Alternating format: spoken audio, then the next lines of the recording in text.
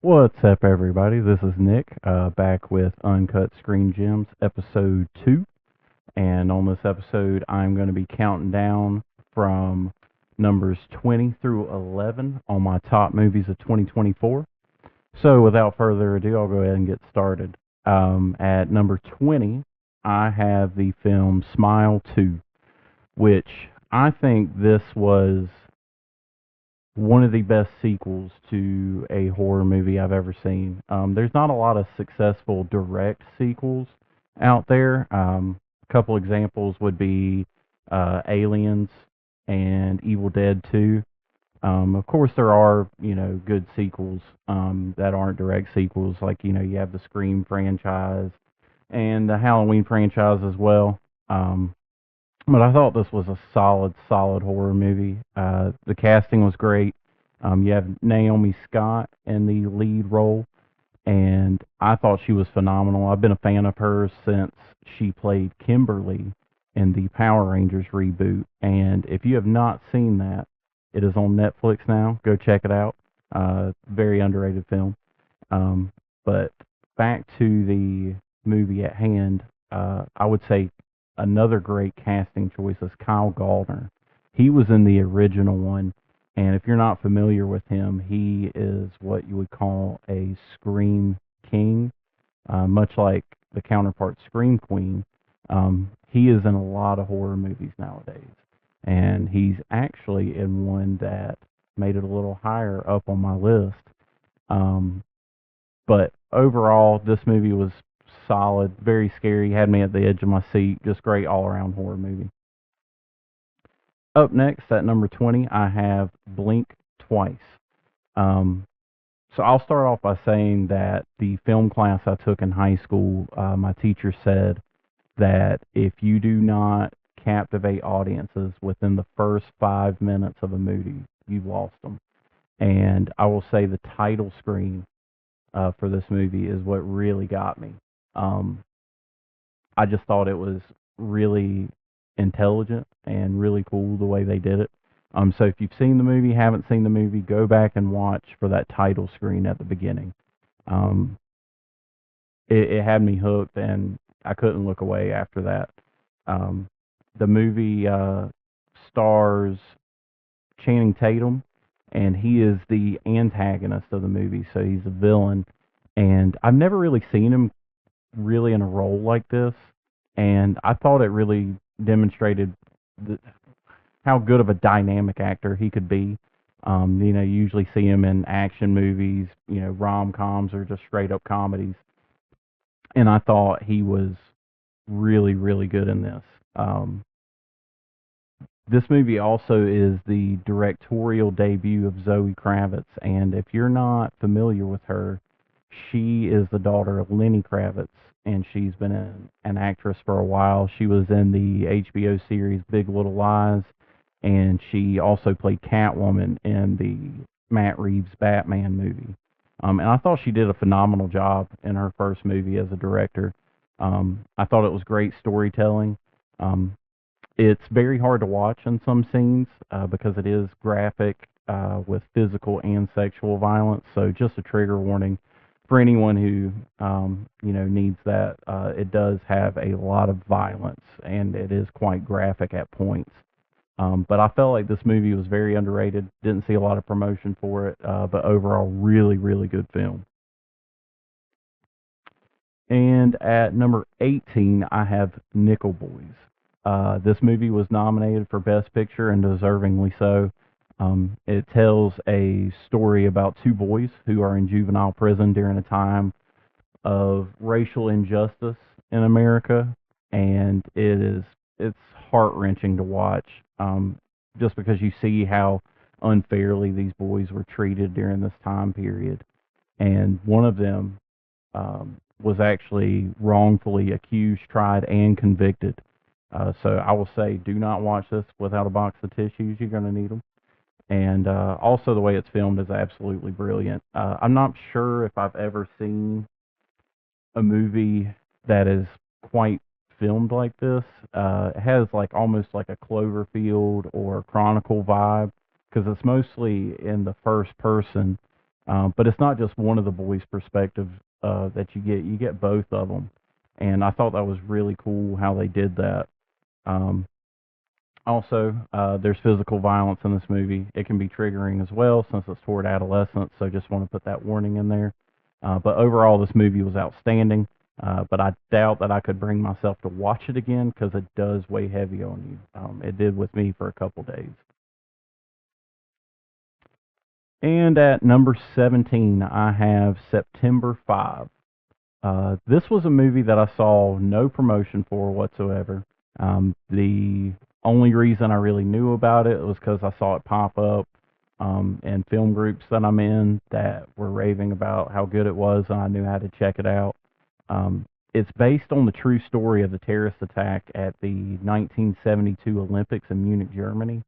I really wasn't familiar with the event. It happened 2 decades before I was born. Um, and I just never really read about it too much. But wow, what an incredible story! Very sad, tough to watch at times, but I felt like they did a really good job telling this story. Great acting, directing, and editing. It's only about an hour and a half, so if you need something quick to watch and not sure what to watch, definitely give this a try. You won't regret it. And at number 16, I have The Wild Robot. This is the best animated film I've seen since probably Big Hero 6. It was a fantastic story. My whole family enjoyed it. And as a parent, the lesson it teaches, it just hits that much harder. Definitely was a tearjerker as well. Um, I thought it had fantastic visuals, great editing, and also a fantastic score for the movie. Plus, Lupita Nyong'o is the voice of the wild robot Roz, and Pedro Pascal is the voice of the comical conniving fox. And I thought he did a phenomenal job as well. Um, and even though this movie is meant for kids, it had some scenes in there that made me laugh. It was hysterical at times. The rats, if you've seen it, you know that they're so funny. And Pedro is the fox as well. It gives a great comical nature to the movie. Um, so even if you don't have kids, give it a watch. I have it up there with my favorite animated films like Toy Story, Lion King, Aladdin, and Big Hero 6. It's definitely a movie that'll probably stand the test of time, and I'll definitely be rewatching it at some point. And at number 15, I have the movie A Real Pain. Now, A Real Pain is only the second film directed by Jesse Eisenberg, who is also a very famous actor. He was in The Social Network. He played Lex Luthor in Batman vs Superman. He's been around for a while, and this movie, in a world of superheroes, political dramas, and action flicks, A Real Pain just tells a story about two cousins who are traveling to Poland to see where their grandmother, who is now deceased, grew up, and she lived there during the time of the Holocaust. So it's got a little bit of history in there, but it really just focuses on how they feel and how their feelings develop over the course of the movie. Um, Jesse Eisenberg stars in it, but alongside him is Kieran Culkin, who plays his cousin.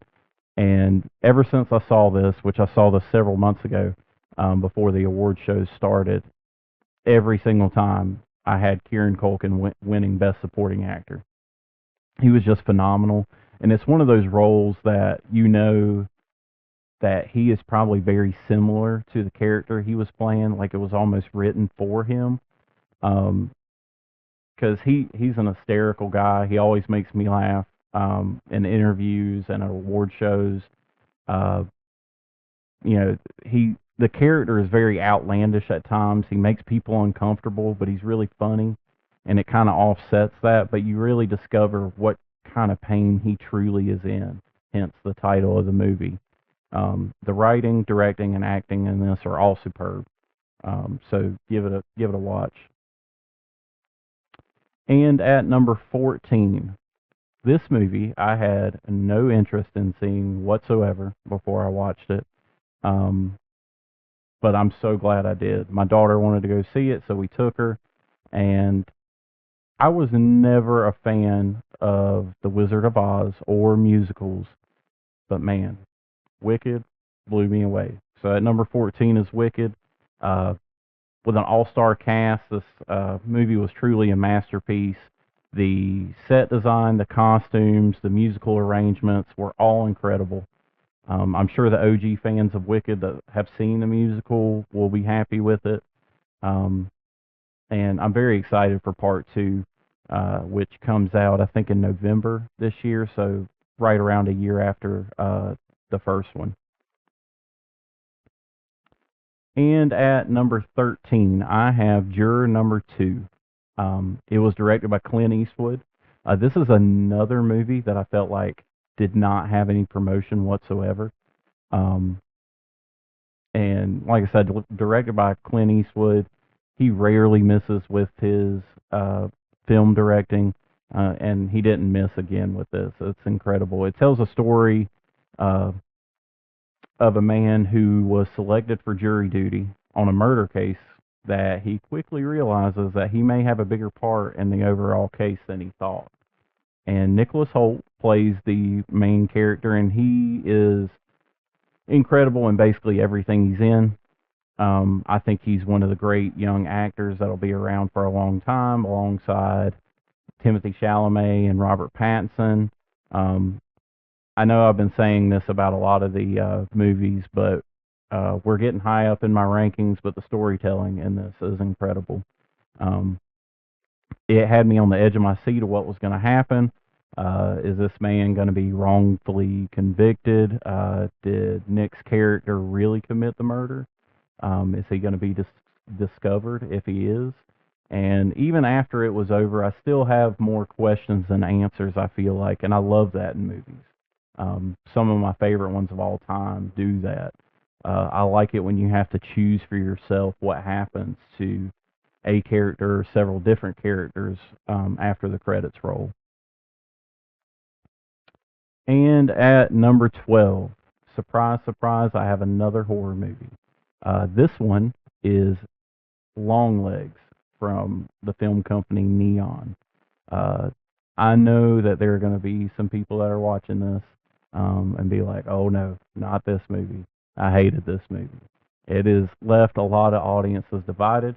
I am on the side that absolutely loved it. Um, I thought that just overall, like a very original story. The acting is incredible. I loved it so much that for my birthday this year, my wife bought it for me on Blu-ray. Uh, but the movie is about a serial killer that is a Satanist, and you can't quite figure out if there's like a supernatural element to it, and they're trying to chase this person down, and Nicolas Cage plays the antagonist, plays the serial killer in a role I have never seen him in like this. I thought he was incredible. I thought at times it was on the border of being comical, just because of how outlandish he played the character. But you can tell he really put his all into this, and I loved it. He's demented, he's twisted, uh, but it makes you uncomfortable, and I thought that was really great about it. And finally, at number 11, I have A Complete Unknown. Uh, it's kind of hard to imagine this isn't higher on my list, but this year was just such a good year for film, and I thought Timothy Chalamet absolutely embodied Bob Dylan in this movie. He was incredible. You could tell he spent a lot of time nailing how to play Dylan, and I don't know. Maybe it's because I'm not the biggest Bob Dylan fan that this wasn't higher on my list. Uh, but absolutely incredible movie. Not only was Timothy Chalamet incredible, Edward Norton was incredible, and this has got to be one of the best musical biopics that there is. So it was really good. I actually thought Timothy might win the Best Actor award for this, but there is another movie that got a little bit higher on my list that actually they won Best Actor for that. So that is my list from 20 to 11. Hopefully, in the next week or so, I will have the top 10 out for you. But thank you for watching. I hope you enjoy this, and we will see you next time.